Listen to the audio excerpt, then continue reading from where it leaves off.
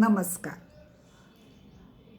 विणकाम हा माझा छंद आहे आणि आता नवीन काही धागे घ्यावे, नवीन लोकरी घ्याव्यात असं मला वाटत नाही. कारण आहेत तेच इतके आहेत ना, की पुढे कोण करेल असं मला वाटत नाही. आणि तर आहे त्याच्यामध्ये आता काय छोटंसं काय करणार? तर छोटंसं काय करणार? तर मग मी हल्ली यूट्यूबवर वगैरे बघून छोटे छोटे दागिने, कानातले, गळ्यातलं असं काहीतरी, गजरे असं काहीतरी बनवायचा छंद ठेवला. एक तर माझा वेळ छान जातो आणि मला ना एक सवय आहे. आता मी हे बोलते म्हणून, नाहीतर मला एक सवय आहे, प्रत्येक टाक्याबरोबर माझं ना नामस्मरण छान होतं. म्हणून मला विणकाम खूप आवडतं. आणि मग ते दोन दोन सुईवरचं असू दे का एका सुईवरचं असू दे. तर मी आमच्या एका कार्यक्रमासाठी सोनचाफ्याचे सगळे दागिने केले होते. आमच्या हास्यवर्गाचं नाव सोनचाफा. तर मी खूप दागिने बनवले, म्हणजे फूल, डोक्यात माळायचं फूल, कानातले, गळ्यातलं. आणि खरं सांगू, ते स्टेजवरून खूप सुंदर दिसत होतं लांबून बघताना. आणि मग ते घालूनच मी गुढीपाडव्याला पिवळ्या साडीवर तेच घालून मी माझे 2-4 चित्रफिता बनवल्या. एक शुभेच्छा द्यायला, अशा वेगवेगळ्या विषयावर. तर मी बघितलं म्हणजे आणि मी बऱ्याच फेसबुकवर बऱ्याच माझ्या मैत्रिणींच्या असं काही काही परिवार आहे त्याच्यामध्ये घातला. तर मला खूप जणांनी सांगितलं, काय गं काय घातलं, बटबटीत घातलं, छान नाही दिसत वगैरे वगैरे. पण कोणीही तो मूळ मुद्दा जो मी मांडला होता त्या दिवशी, त्याच्यावर हात नाही घातला. म्हणजे पहिला माझा व्हिडिओ त्याच्यावर होता, तो सगळ्यांना नववर्षाच्या शुभेच्छा देणारा. म्हणजे त्याच्याबद्दल माझी अपेक्षा होती की त्यांनी पण मला शुभेच्छा द्याव्यात, पण एकीनेही. आणि शुभेच्छाबरोबर मी मुगाचा शिरा केलेली, मुगाच्या शिऱ्याची रेसिपी होती. मग त्या दोन्हीबद्दल न बोलता फक्त माझ्या त्या कानात असणाऱ्या याच्याबद्दल सगळ्यांनी, म्हणजे बऱ्याच जणांनी संवाद साधला. आणि मला संवाद करायला खूप आवडतं. आणि प्रत्येकाची आवड वेगळी असते बघा, प्रत्येकाची आवड. आता जर तुम्ही बघाल तर साधी टिकलीमध्ये सुद्धा मी जेव्हा नोकरीला स्वतः जात होते सुरुवातीला, तर माझी पण टिकली चांगली आताच्या चारण्याप्रमाणे एवढी मोठी होती. मग ते दुसरे बोलतात म्हणून, किंवा माझ्या कपाळावर हे आलं 40व्या वर्षी आणि त्याच्यावर ती टिकली व्यवस्थित बसेना, ती अर्धवट वाटायला लागली. मग हळूहळू त्याची साईज छोटी करत मी इथपर्यंत आली. आता तर कोणी टिकल्या वापरतच नाही. पण दिवसेंदिवस प्रत्येकाची हे बदलतेच, काय म्हणतात,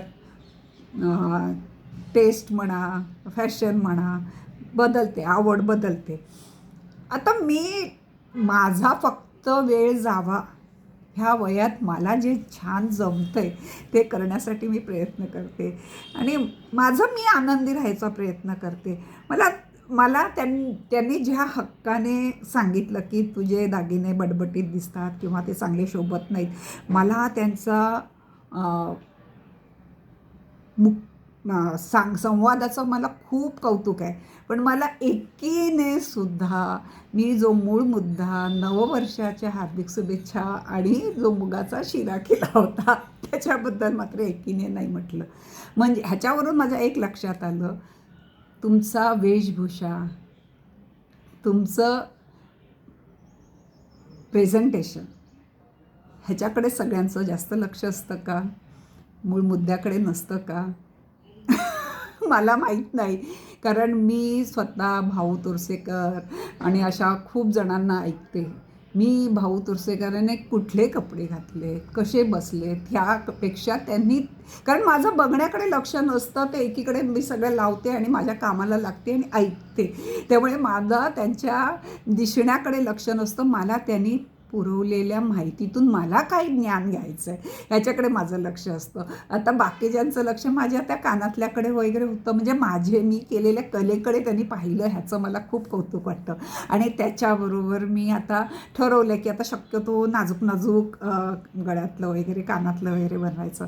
म्हणून मी आज हा प्रकार बनवत आहे, छोटासा नाजूकसा. बघू आता कितपत हा तरी लोकांना बघितल्या आवडेल. जरा बरोबर नाही झालं आहे, मला वाटला होता तेवढा सुंदर नाही झालं, बघूया काय ते. पण एक खरं आहे, काही लोक म्हणतात ना पार्सलवरच लोक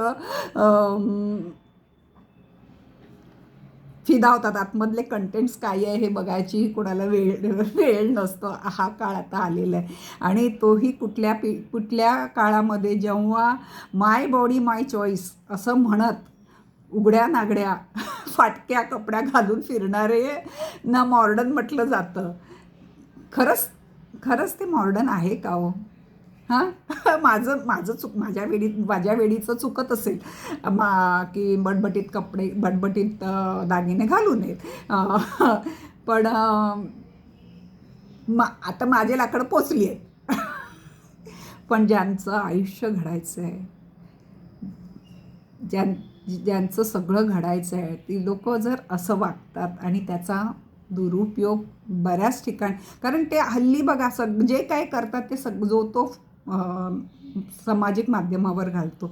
मग समाज माध्यमावर तुमचे असे उघडे नागडे फाटक्या कपड्यातले फोटो आणि त्याच्यावर सगळ्यांची बुभुक्षित नजर, ह्याच्यावर पण लोकांनी विचार केला पाहिजे. मला ज्यांनी सुचवलं त्यांच्याबद्दल मी खूप धन्यवाद करते की मी ह्यापुढे बटबटीत वाटणारे घालणार नाही, प्रयत्न करेन. अर्थात माझी नजर वेगळी असू शकते, मला ते बटबटीत वाटणार नाहीत आणि समोरच्याला ते बटबटीत वाटू शकतात. मला तरी त्या दिवशी स्वतःला मी आरशात पाहिल्यावर मला काही ते बटबटीत, कारण मी ते नाटकाच्या वेळेला पण वापरले असल्यामुळे असेल, मला ते बटबटीत नाही वाटले. पण तरीसुद्धा 5-6 जणांनी का असेना त्याच्याबद्दल मला ते बटबटीत दिसतात असं सांगितलं आहे. तर आता मी प्रयत्न करीन नाजूक घालायचं. पण मला बघत राहा, ऐकत राहा, एवढंच विनंती करेन. तुम्ही माझं ऐकता त्याबद्दल खूप मनापासून धन्यवाद.